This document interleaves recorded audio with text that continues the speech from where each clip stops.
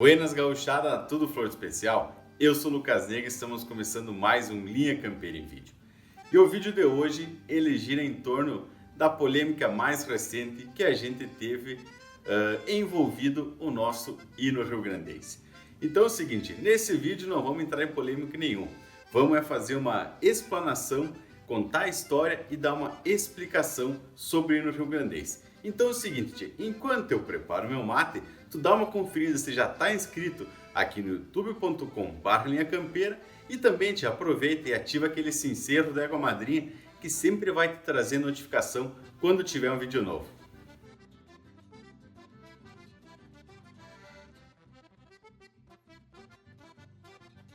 O hino rio-grandense tem uma história única e muito peculiar. Inclusive, ele já teve 4 versões. Mas neste vídeo a gente vai se apegar somente à versão oficial e atual do hino do Rio Grande do Sul. E a versão atual, ela tem a melodia composta pelo Joaquim José Mendanha, lá no ano de 1837, e a letra é de Francisco Pinto da Fontoura, que foi escrito... Eu vou ter que fazer esse recorte aqui porque eu não tinha encontrado com exatidão qual era a data que o Francisco Pinto da Fontoura tinha escrito essa letra que hoje está no hino rio-grandense.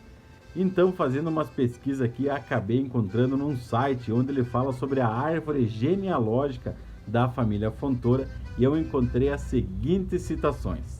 Por ocasião da bênção do pavilhão tricolor e da apresentação do hino da nação, no dia 30/4/1939, Francisco Pinto da Fontoura, o filho, contava com 22 anos. Sem nenhuma dúvida, foi Francisco Pinto da Fontoura, filho, o verdadeiro autor da letra adotada hoje como hino oficial do Rio Grande do Sul. E a harmonização dessa melodia com essa letra, para acertar uns ritmos e algumas coisas, foi feita pelo professor, doutor em música e também um grande pesquisador da música gaúcha, Antônio Tavares Corte Real, mais ou menos ali entre o ano de 1933 e 1934. Então, tia, tu pode perceber que isso é uma confusão de datas sem igual. A melodia foi composta num ano, a música no outro, depois foi tudo juntado no outro e realmente foi assim que aconteceu. Até 1934, o hino rio-grandense ele era executado de diversas formas. A melodia sempre foi a mesma, porém tinham algumas outras letras. Mas isso é assunto para um outro vídeo. Tá?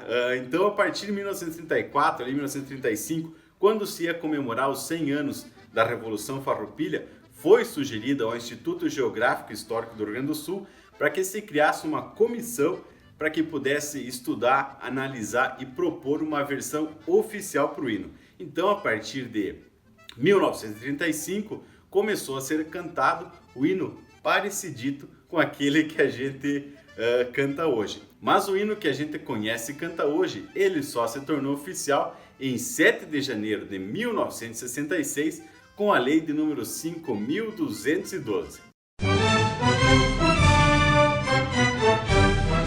Como aurora precursora do farol da divindade, foi o 20 de setembro o precursor da liberdade. E nessa estrofe a gente tem uma clara referência ao dia 20 de setembro de 1835, que foi justamente a data que Bento Gonçalves e suas tropas invadiram, tomaram Porto Alegre e a partir daí foi deflagrada a Revolução Farroupilha. E essa estrofe ela tem uma metáfora que é muito bonita, porque da mesma forma que a aurora precede o nascer do sol toda manhã, todos os dias eternamente, a data magna de 20 de setembro teve que acontecer para que viesse a tão sonhada, a tão esperada liberdade. Mostremos valor constância nesta ímpia e injusta guerra.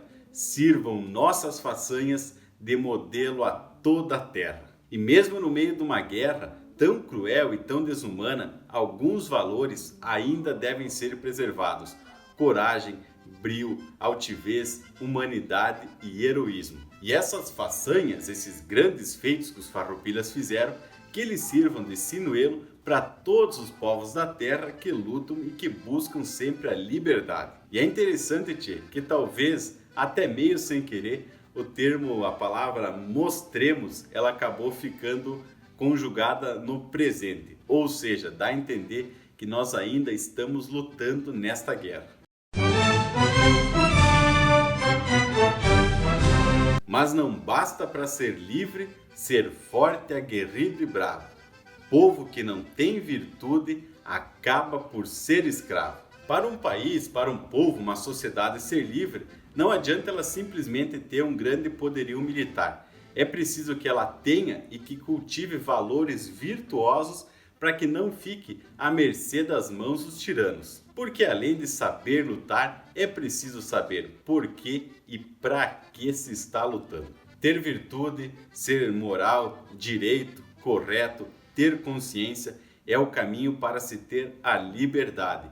Então, o termo escravo nesta parte do hino, ele aparece no sentido figurado como um oposto ao termo virtude. E como bem podemos perceber, este hino, ele é uma ode à liberdade, aos ideais e também um resgate aos grandes feitos dos farroupilhas. Quando esse hino originalmente ele foi composto, que ele foi resgatado, na verdade, ali em 1934, ele tinha uma estrofe a mais e ela ficava entre, depois do primeiro estribilho, então era cantado o primeiro verso normal, depois vinha estribilho, depois vinha esse outro verso, essa outra estrofe, que acabou sendo suprimida. E essa estrofe dizia assim: entre nós reviva Atenas, para o assombro dos tiranos, sejamos gregos na glória e na virtude romanos. Mas aí tu deve estar se perguntando o que os romanos, os gregos têm a ver com a Revolução Farroupilha, tem a ver com os nossos feitos aqui. É aquilo que eu te respondo, não tem nada a ver. E esse foi um dos motivos desse trecho do hino ser retirado. Tem também uma história de que, por falar sobre dos tiranos, poderia estar se referindo aos tiranos da questão do tempo que se tinha a ditadura militar, o regime militar aqui no Brasil, porque foi justamente em 1966 que essa parte do hino foi retirada. Só que, na verdade, pelo que o pessoal conta, pelos relatos que se tem, esse trecho do hino já não era tão popular. Costumeiramente era cantado o primeiro verso, o estribilho, e depois ia para o terceiro verso. E esse segundo verso o pessoal não entendia muito bem o porquê não cantava. Isso é o que eu li sobre relatos da época. Mas teve uma grande discussão na Assembleia Legislativa e eles acabaram tirando, então, no dia 7 de janeiro de 1966, entrou então em vigor o hino do Rio Grande do Sul, conforme a gente conhece e canta hoje. E explicando esse trecho relacionado a Atenas, gregos e romanos, é o seguinte: Atenas sempre foi o símbolo maior da democracia. Os gregos antigos, eles eram reconhecidos como atletas, filósofos, pensadores, eram pessoas muito dotadas, muito gloriosas. E os romanos, eles eram sempre guerreiros virtuosos, guerreiros imparáveis, sempre foram o melhor exército da antiguidade. Então, de certa forma, o autor tentou fazer alguma ligação utilizando a glória ateniense e a virtude romana para engrandecer ainda mais os guerreiros farroupilhas. E a história e o sentido do hino rio-grandense são esses, sem tirar muito e sem colocar muita história nele. E se te agradou saber um pouquinho mais, tu já sabe o que fazer, né, tio? Clique no botão gostei, compartilha no teu Facebook, envia no WhatsApp para toda a gauchada e ajuda-te totalmente de graça o Linha Campeira a esparramar ainda mais nossa rica cultura mundo afora. De resto, deixa um abraço aqui do tamanho desse universo gaúcho e até o próximo Linha Campeira.